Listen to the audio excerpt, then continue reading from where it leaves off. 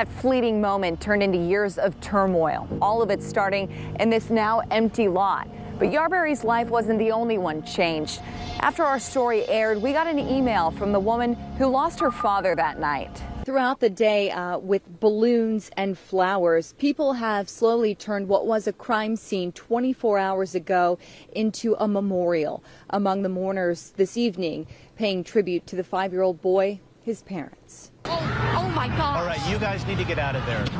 It's not as bad as it was when we first got down here, even though I felt a lot closer to it. As for that Supreme Court nominee, the president said it will be a woman, and we know that Amy Coney Barrett, a federal judge in South Bend, is on the short list. It's butter. It's all butter, and I can't believe that it's all butter. It's a cow, and they're carving it live right now. So from the outside, you can tell this Fort Wayne home is something special. But step inside, and you're taken back in time into the 1970s. The challenge, bringing this home into the 21st century. Zach, what an exciting night. We heard earlier someone say this one for Bob Chase. And we'll check back in with you in just a bit, Zach. Thanks. And our Comets coverage continues now with our Vince Lovergene. He spoke with a Comets Hall of Famer about tonight's big game. More trash troubles for Red River customers. They claim they have consistently missed pickups for the past few months. The president of the West Central Neighborhood Association says for 3 months he's been trying to get the city to do something about Red River's misses. A man is severely injured, police say, after he crashed a moped without a helmet. It happened on Coldwater near Cook Road around 5 this evening. Witnesses told police the man was driving recklessly down Coldwater, weaving in and out of the barricade barrels. Police say the man lost control after hitting one of those barrels. Just under an hour until Christmas Day, and we are tracking jolly old St. Nick for you tonight. NORAD has Santa Claus spotted flying over Ontario at this moment. And Gabe, his flight will be a little bit chilly, but not a whole lot of other problems as he makes his way around the globe. Yep. And guys, it's been 30 years since Sergeant Stephen Yarberry was forced to shoot and kill a Wichita man. He never knew what happened to that man's family until our story aired.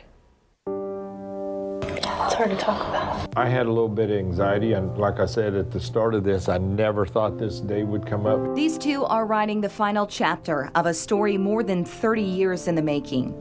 They have a connection neither of them wanted. And to tell you about it, we have to take you back to the night it started, the night two families were changed forever. When police arrived, Simon came outside on the porch and pointed a shotgun at the officers.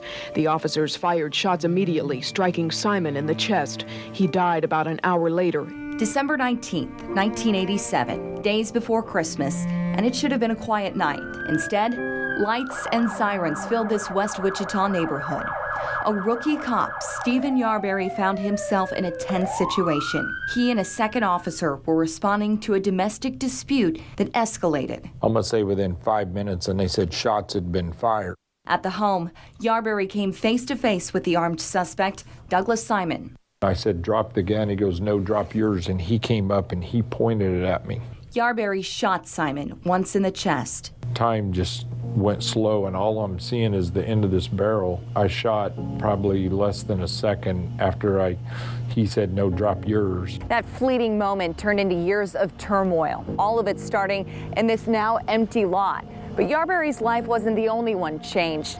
After our story aired, we got an email from the woman who lost her father that night. How are you? Kari Simon was just 5 years old when she and her siblings ran with their mom, escaping the violence just before police arrived. But after that night, life wasn't easy.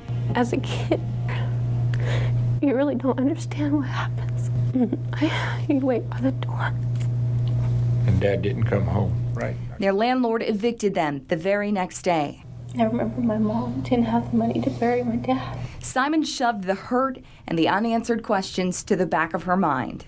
Payne Elementary, we had an officer to visit the class. Well, it was freshly after what had happened. I asked him if he killed my dad, and I feel so bad about that.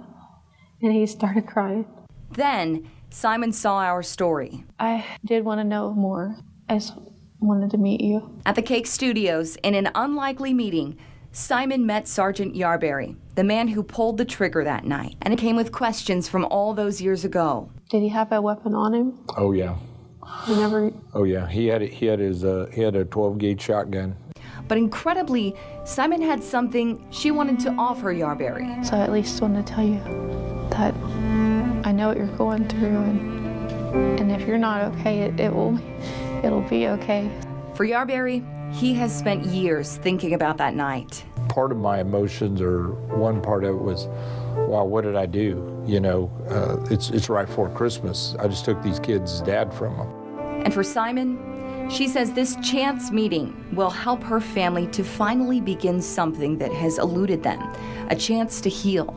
Everybody kind of copes in their own way, so you just have to find a way. And for both of those families, they experienced something so traumatic that night. And that was the idea behind our first story about traumatic events. And we take our slogan "On Your Side" very seriously. So with this story on KAKE.com, we are listing dozens of mental health professionals who work with trauma victims of all income levels, because you shouldn't have to suffer because of income. And remember, if you have a tip for KAKE News on your side, give us a call or email us at investigates@kake.com. Live in the studio, Krista Miller, KAKE News on your side. But first, let's go to KAKE's Krista Miller, who's in Harvey County, where people from all over have come together to remember that child. Yeah, throughout the day, with balloons and flowers, people have slowly turned what was a crime scene 24 hours ago into a memorial. Among the mourners this evening, paying tribute to the 5-year-old boy, his parents. Lucas disappeared 3 months ago. Volunteers from the groups Finding Lucas Hernandez and Kansas Search Investigation weren't out searching.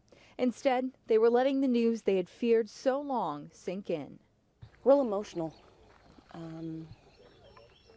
I've got to spend some time with the family today and face reality. Lucas's dad, Jonathan Hernandez, and mom, Jamie Orr, joined the many people who left balloons and flowers at the site where their child's body was found a day earlier.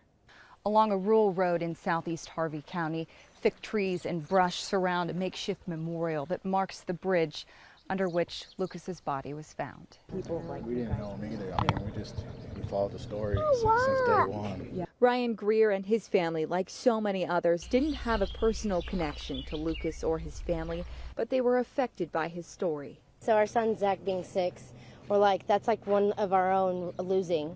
It was their son's idea to come to this site. Because I wanted to give him my bills. We brought teddy bears out to remember Lucas because he wanted to bring them. You can be sure the Greers will be hugging their children extra tight. And we know there are a number of other vigils planned in the coming days. In fact, one on Monday where balloons will be released in memory of 5-year-old Lucas. We'll have all that information online on our website, KAKE.com. Live in southeast Harvey County, Krista Miller, KAKE News. From the outside, you can tell this Fort Wayne home is something special. But step inside and you're taken back in time into the 1970s. The challenge, bringing this home into the 21st century. The whole kitchen's all got this like bluish green carpet still. Everything's original. Like, I mean, the cabinets are in great condition for being 50-year-old cabinets. Yeah. Nate and Alicia Jackson are the proud new owners of this time capsule crib. I just can't get over carpet in a kitchen. Yeah. Yeah, you would think it'd be, you know, really bad after being in the kitchen for 50 years, but actually it really wasn't. It's been tough with the 2- and 3-year-old having carpet in the kitchen, but we've been making it work.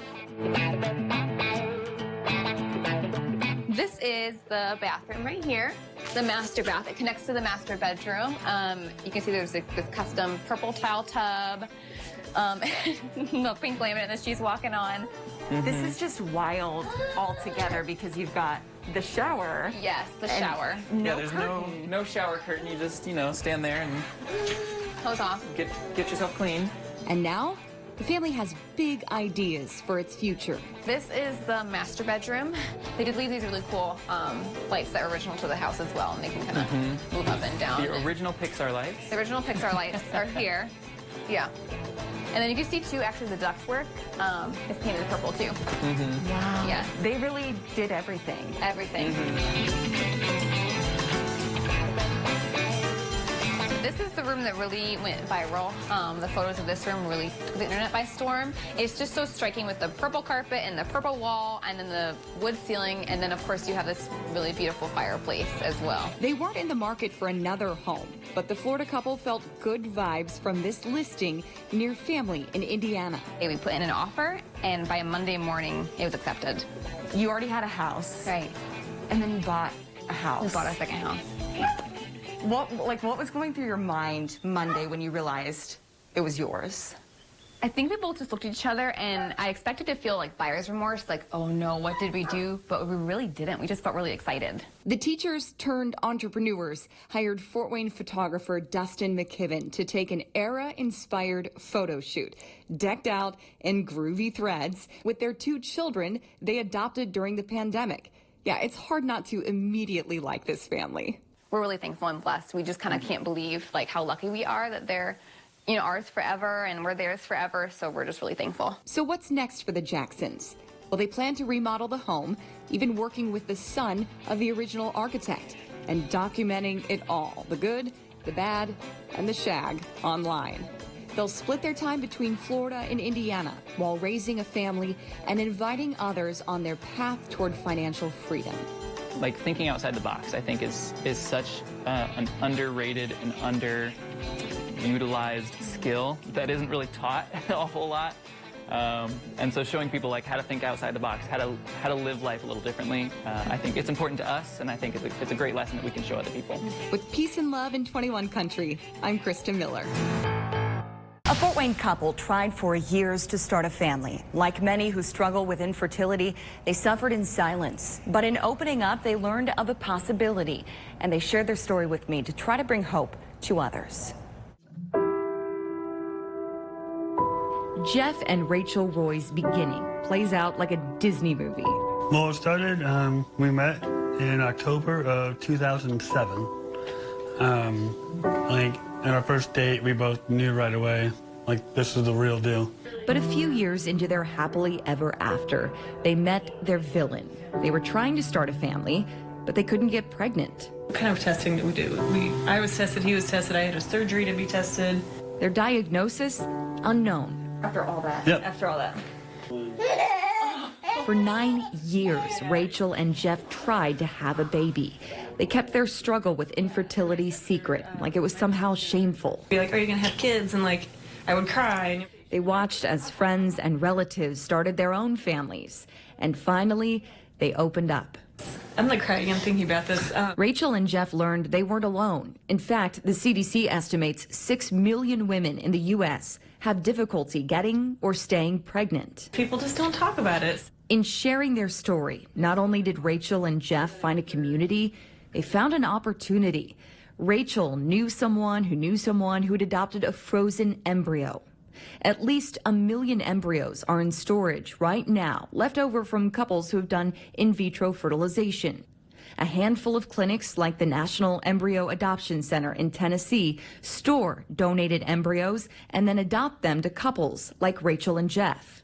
That was the thing too, we always thought we might adopt, but I just really, really wanted to be pregnant. Like, I wanted to experience those kicks in the morning sickness. I wanted all of that, and so to be able to carry her, like when they told us we were pregnant, I think I cried for like days straight. It was just such a blessing and a miracle. I mean, I can breastfeed her. Like, that's crazy that can happen. What's mommy doing? And like any good Disney movie, there's a sequel in the works. Starting the process of going back down for another transfer and for her siblings. So she has a sibling still on ice that was frozen. Ugh. Same time she was. Same time. And so we want to go back as soon as we can to grab that sibling so she'll have a full blood sibling. Isn't that amazing?